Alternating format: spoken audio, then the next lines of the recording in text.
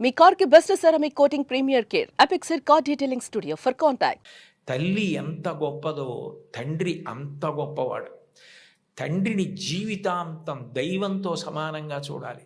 పితృదేవోభవ, భగవంతుడే తండ్రి రూపంలో ఉన్నాడు. వేదంలో, యజుర్వేదంలో అష్టమానువాకంలో రుద్రాధ్యాయంలో అంటారు, నమ శంకరాయ చ మయస్కరాయ చ నమ శివాయ చ శివతరాయ చ అని. మన కంటికి కనపడని భగవంతుడు తండ్రి రూపంలో ఇంట్లో తిరుగుతున్నాడు.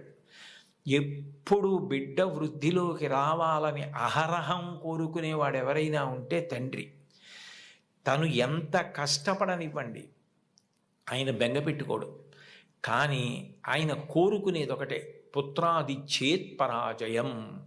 తను ఎంత కీర్తి సంపాదించినా తనకన్నా కూడా కీర్తివంతుడు కొడుకై, ఈయనకన్నా ఈయన కొడుకు గొప్పవాడండి అనిపించుకొని కొడుకు చేతిలో ఓడిపోతాట తండ్రి ఆనందపడిపోతాట. అంటే తండ్రికి ఈ కొడుకు పట్ల ఎంత ప్రేమ ఉంటుందో చూడండి.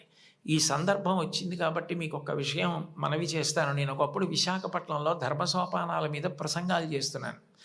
ఆ రోజుల్లో విశాఖపట్నంలో ఉన్న పాఠశాలల్లో ఉన్న విద్యార్థులకి మా నాన్నగారు అన్న విషయం మీద మాట్లాడమని వ్యాసరచన పోటీ నిర్వహించారు.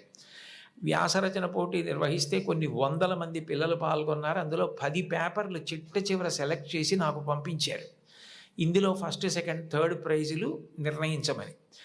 నేను పేర్లు చూస్తే ఒకవేళ నాకు ఏదైనా పక్షపాతం కలుగుతుందేమో, సుశీల అని కనపడింది అనుకోండి, తెల్లవారుజామునే మా అమ్మ గుర్తొచ్చి మార్క్ ఎక్కువ వేస్తానేమో అని నేను పేర్లు చూడకుండా పేపర్లు దిద్ది మార్కులు వేసేసి తర్వాత పేర్లు చూశాను.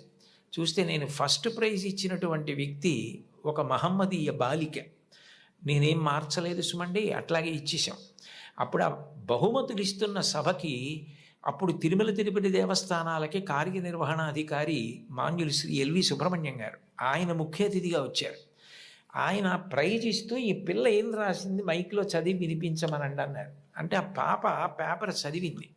అందులో ఆమె ఏం రాసిందంటే, వాళ్ళ అమ్మగారు టీచరు, వాళ్ళ నాన్నగారు కూడా ఏదో ఉద్యోగం, ఆయనకి బ్లడ్ క్యాన్సర్ వచ్చింది, చూసుకోలేదు, ముదిరిపోయింది, 3 నెలల్లో చనిపోతారని చెప్పారు.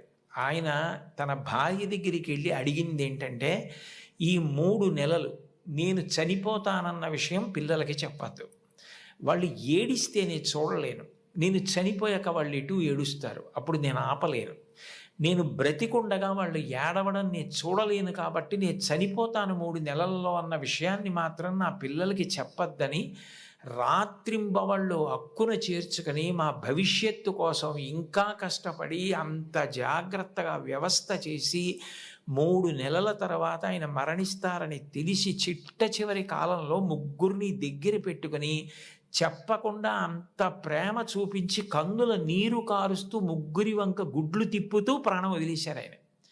తండ్రి అంటే అది. అంతటి త్యాగశీలి మా నాన్న. ఇది నాకు తెలిసున్న తండ్రి. ఇంతకన్నా తండ్రి గురించి చెప్పడం నాకు రాదని రాసింది ఆ అమ్మాయి. ఆ అమ్మాయికి ఫస్ట్ ప్రైజ్ ఇచ్చాం. తండ్రి అంటే అంత గొప్పవాడు. మీకోసం ఏ త్యాగం చేయడానికైనా సిద్ధంగా ఉంటాడు.